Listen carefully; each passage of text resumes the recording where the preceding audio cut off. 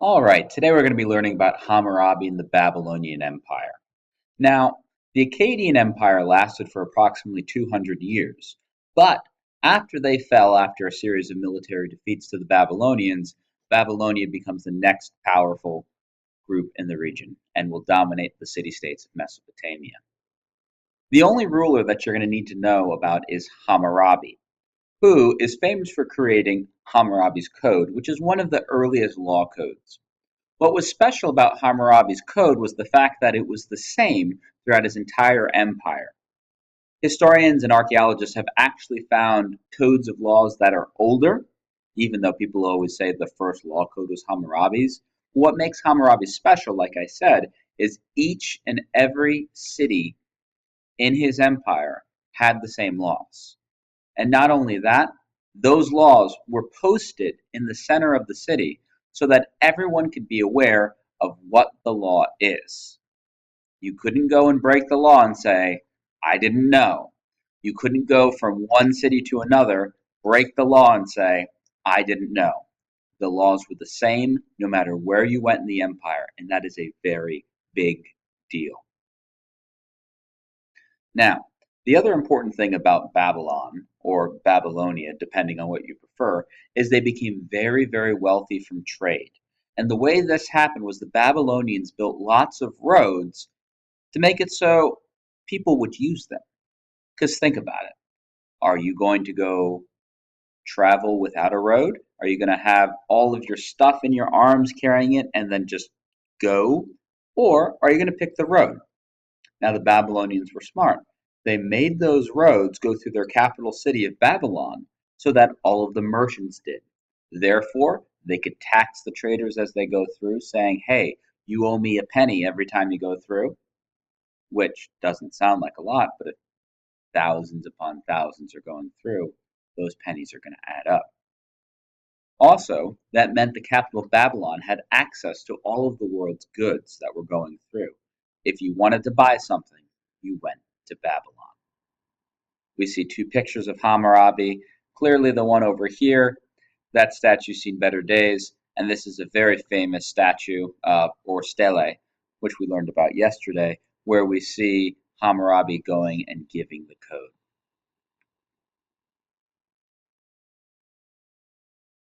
So, this territory we see is Hammurabi's empire, the Babylonian Empire, during that time. This is where it's going to start off with, and then we're going to see it expand out. Babylon there, the capital. Now, Babylon is going to last for a long time, and we're going to see the empire is going to grow to this great extent, being pretty humongous, having all of Mesopotamia and then lands to the northeast.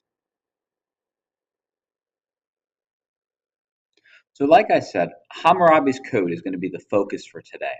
And it's important because it's one of the world's first written law codes. It consisted of 282 laws total. And, like I said, steles have this law written on them, and they're throughout the whole empire. Every city and a lot of towns would have these so that you knew what the law was. The law was the same in every single city. I can't stress this enough. Babylon had Hammurabi's Code, which made the same laws everywhere. Now, these laws were about all sorts of things, whether it's stealing or murder, crimes, laws about farming, how to conduct business, laws about marriage, and laws about the family. And one of the points of these laws were to protect people that weren't as powerful as others. For example, one of the important laws in Hammurabi's Code was husbands weren't allowed to abuse their wives. They couldn't just beat them up because they felt like it. Now, it was in the law, so if a husband did that, they could get in some serious trouble. And you've actually probably heard of Hammurabi's Code and didn't know about it. The whole an eye for an eye, a tooth for a tooth, we get that from Hammurabi's Code. And the whole idea was if you go and poke someone's eye out, your punishment should fit the crime. Therefore, if you cause Sarah to no longer have an eye, your eye should be removed. So we have several other examples. So if you're caught stealing because you use your hand to steal, they would cut off the hand. If someone dies, most likely you're going to be treated with the death penalty. Now, we are going to be going and looking at a couple different scenarios that were possible. So, with your substitute, they're going to need to pause it after I read it out so you can talk about it, and then we'll see how close you came. So, for example, what should be done to the carpenter who builds a house and then it falls and kills the owner? Talk about that with the class, get a few options. Please pause. Okay, hopefully you talked about that. So, under Hammurabi's code, if a builder builds a house but doesn't do a good job building it, builds it really quick, really cheaply, and it falls down and kills the owner, then the owner of the house, his family has every right to put the builder to death. What about if a man is unable to pay his debts? Talk about that. Pause, please. All right, so if a man is unable to pay a debt and can't, find the money, he's going to sell his wife, son, or daughter, or themselves if they don't have them, into slavery. For 3 years, they're going to have to work in the house of the purchaser or the master, and in the fourth year, they're going to be set free. How fair is that? Your dad can't pay his debt, so now you have to be a slave? Oof, bummer. What about the boy who slaps his father? Which I hope none of you would ever do.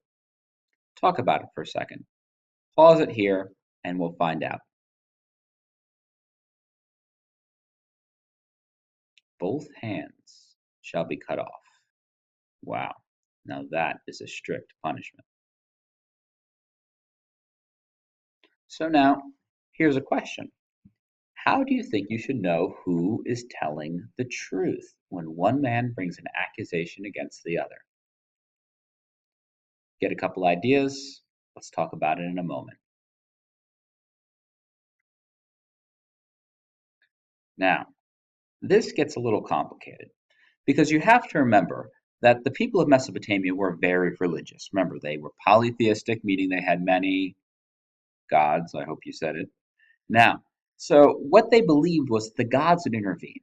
So, if Khalik says that Ben stole something from him, what's going to happen is the accused is going to go leap in the river, jump in the river. So that means Ben, because Khalik says he was stealing, is going to have to jump in the river. Now, if Ben sinks, clearly he was guilty, and of course he drowned. So the person who said he stole from him will take his house, take his stuff. But if Ben doesn't sink, if Ben is able to swim to the other side, that means Khalik will be executed because he unfairly accused the man. Does that sound fair? Do we think that's how things should be decided? Now, tomorrow we're going to work on this assignment. Or if you have time when class is not, excuse me, we're going to work on this assignment when you finish your assignment, but we're also going to work on it tomorrow if you don't finish. So what you're going to want to do is you're going to make a list of 5 laws. Make them Hammurabi style. The punishment must fit the crime. You must say a scenario and a punishment for breaking the law. We'll work on the cuneiform later when I have that in front of you. So like I said, we're going to work on our activity now that the substitute is going to give you. Your short reading and questions. And if you finish early, you can get started ahead of time.